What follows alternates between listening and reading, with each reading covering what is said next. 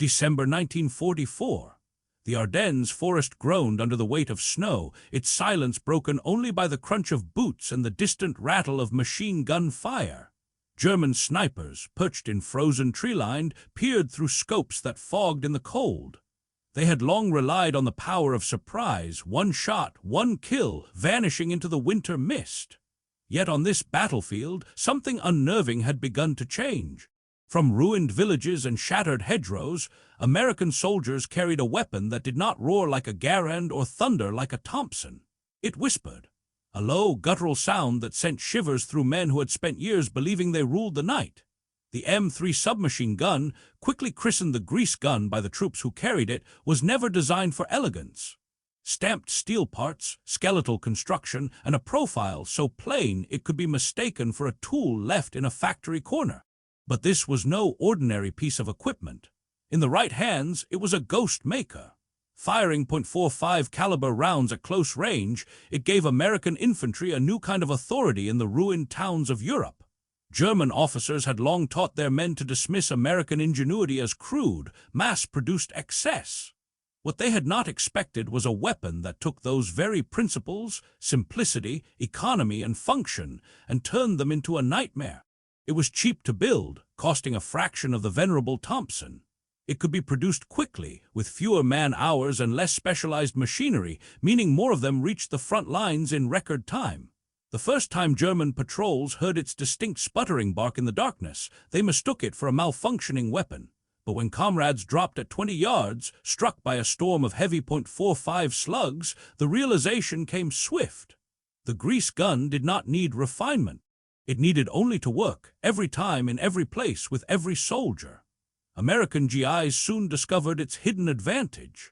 Unlike the heavier Thompson, the M3's compact size and slower rate of fire made it controllable, steady even in gloved hands under winter skies. In the labyrinth of ruined cities, Aachen, Metz, Bastogne, the grease gun became an extension of the soldier's will. And for the German sniper staring down from a ruined bell tower, it meant fear. For the first time, the night did not belong to them. The origins of the M3 stretched far from the frozen forests of Europe, back to the assembly lines of Detroit and the drawing boards of engineers tasked with solving a very specific problem. By 1942, American commanders knew that the Thompson, though powerful, was expensive and time-consuming to manufacture. Its finely machined parts demanded skilled labor, and every hour spent shaping one meant fewer weapons in the hands of soldiers overseas. The War Department needed something cheaper, faster, and easier to produce without sacrificing lethality. The solution was radical in its simplicity, a weapon built not for polish, but for numbers. General Motors' Inland Division was given the assignment, and what emerged looked nothing like the sleek rifles or ornate sidearms of the past. The M3 was born of stamping presses and welding torches rather than precision lathes. Entire sections of the gun were made from sheet steel, folded and welded into shape. It was utilitarian to the core, a product of America's industrial philosophy. Get the weapon into the hands of every soldier who needed it, and do it yesterday. On the range, it proved its worth. The grease gun's .45 ACP cartridges packed the same punch as the Thompson, but in a lighter frame. Its cyclic rate, just over 400 rounds per minute, was far slower than the Thompson's, yet that became a strength rather than a weakness. Where the Thompson often climbed in recoil, the M3 could be held steady, its bursts deliberate, its accuracy dependable in the chaos of street fighting. A soldier could squeeze off controlled shots rather than waste precious ammunition in wild sprays. By 1943, these guns were being shipped across the Atlantic, tucked into crates marked not with fanfare, but with the cold efficiency of war production. Soldiers at first scoffed at their plain design. They joked that the weapon looked more like an oiling tool than a firearm, its tubular receiver and simple wire stock lending it the appearance of something pulled from a mechanic's bench. The nickname, grease gun, stuck, but behind the humor was a growing respect. In muddy foxholes, in ruined farmhouses, in the shadowed corners of shattered streets, the M3 proved itself. German soldiers who once mocked American reliance on mass production now found themselves facing the results of that philosophy head-on. By the winter of 1944, the Grease gun was no longer an untested experiment. It had become a trusted companion in the brutal close-quarters battles that defined the European campaign. American armored crews in particular praised it. The M3's compact size allowed it to fit inside the cramped interiors of Shermans and half-tracks, where every inch of space mattered.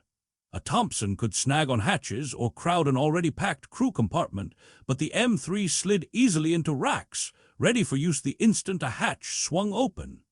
Tankers who once fought exposed with pistols suddenly had a weapon that could deliver heavy firepower at point-blank range. Infantrymen, too, began to see its worth during house-to-house fighting. In Normandy's Bocage, in the shattered ruins of Saint-Lô, and in the fortified towns of Alsace, the Grease gun's controllable bursts proved decisive. A squad clearing a cellar could trust that their point man could fire accurately without wasting ammunition or risking jams. German troops, accustomed to dominating close encounters with the deadly MP40, discovered that their advantage had eroded. Against the .45 caliber rounds of the Grease gun, thin walls and hastily thrown-up barricades offered little protection. Even more unnerving to German snipers was the silence with which it spread fear. Unlike the crack of a Garand, the M3's subdued report seemed to melt into the chaos of battle. A sniper who revealed his position risked a curtain of .45 fire sweeping through windows and rafters, shredding cover and forcing him to abandon his post. Captured German reports began noting this American oil-can gun as a growing threat in urban engagements. The design was not without flaws. The charging handle, a crank on the side of early models, was prone to breaking in rough use. Soldiers cursed its flimsy dust cover that sometimes failed to stay shut. Yet for all its imperfections, the M3's greatest strength was reliability under fire. Mud, snow, or cold could not easily silence it. American supply chains ensured spare parts and replacements were never far away, reinforcing a truth that gnawed at German officers. Every weakness in American design was countered by the sheer scale of their industry. What mattered most was that when a soldier squeezed the trigger, the weapon spat heavy slugs until the job was done. The Battle of the Bulge would prove the Grease gun's reputation in fire and ice. As German forces launched their surprise offensive through the Ardennes, American units found themselves surrounded, cut off, and outnumbered. In the forests around Bastogne, paratroopers of the 101st Airborne dug in, waiting for relief that seemed uncertain. Amid freezing winds and snow-choked foxholes, the M3 became a lifeline. Its slow, deliberate rate of fire allowed paratroopers to conserve ammunition while still laying down bursts that discouraged enemy advances. At ranges where rifles struggled in thick woods, the Grease gun spoke with authority. For German snipers accustomed to terrorizing isolated outposts, the situation had changed. When they revealed their firing nests, American squads no longer relied solely on long rifles to silence them. A Grease gun could be leveled at a building facade, and within seconds, plaster, wood, and glass erupted under the weight of .45 slugs. Reports collected from captured Wehrmacht soldiers noted a growing dread of American submachine guns, particularly in night fighting where visibility was poor. One prisoner described the chilling effect of hearing what he called a coughing demon in the darkness, its rhythm steady, its impact lethal. The logistical advantages of the Grease gun also played a decisive role. Because it was cheap and fast to manufacture, vast numbers reached the front lines despite the chaos of late 1944 supply lines. By contrast, German factories, already strained by Allied bombing and resource shortages, could not match production. Their soldiers carried finely made weapons, but in too few numbers to offset the flood of stamped steel arriving from American assembly lines. In the streets of Bastogne, in icy villages where firefights raged room to room, the Grease gun earned a grim respect. Soldiers recounted that its wire stock could be folded for maneuvering through tight corners, then snapped open in an instant for stability. Each feature seemed designed for the brutal intimacy of European combat, where the distance between hunter and hunted was measured in yards rather than fields. For the Americans who carried it, the Grease gun was no longer a stopgap or a budget alternative. it was survival. For the Germans who faced it, it was proof that the arsenal of democracy had found yet another way to tip the balance of battle. By the spring of 1945, as American forces pushed deeper into the heart of Germany, the grease gun had secured its place in history.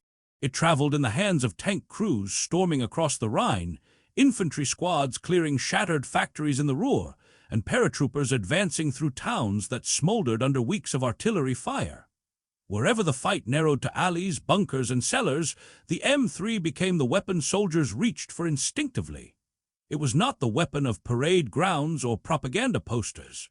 It was the weapon of mud, brick dust, and smoke-filled stairwells. German records captured in those final months reveal a grudging acknowledgement. Snipers, once confident in their ability to pin down squads with a single shot, began to note the futility of firing into positions where return bursts from the grease gun could sweep entire windowsills or rip through rafters. The weapon did not match the precision of a scoped rifle, but precision was no longer the deciding factor. Firepower that arrived quickly and relentlessly was what turned the tide. A sniper hidden in a loft could delay a patrol for minutes. A grease gun could clear that loft in seconds. What made the M3 remarkable was not perfection, but principle. It represented the industrial might of a nation that believed in equipping every soldier with enough to do the job. Each stamped steel receiver, each folded stock, each heavy magazine was a reminder that victory was forged not just in battles, but in factories manned by ordinary citizens. Housewives, farmers, and machinists, many new to their trades, built a tool that tipped the scales of close combat. In its plainness was its genius.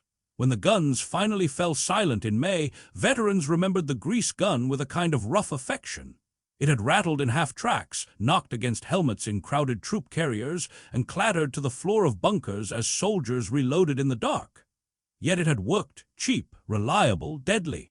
For the men who carried it, it symbolized the truth that sometimes victory lies not in the elegant or the elaborate, but in the practical and the relentless. For the Germans who faced it, it was the final echo of a war they could no longer win, a reminder that in the shadows of ruined Europe, the night now belonged to someone else.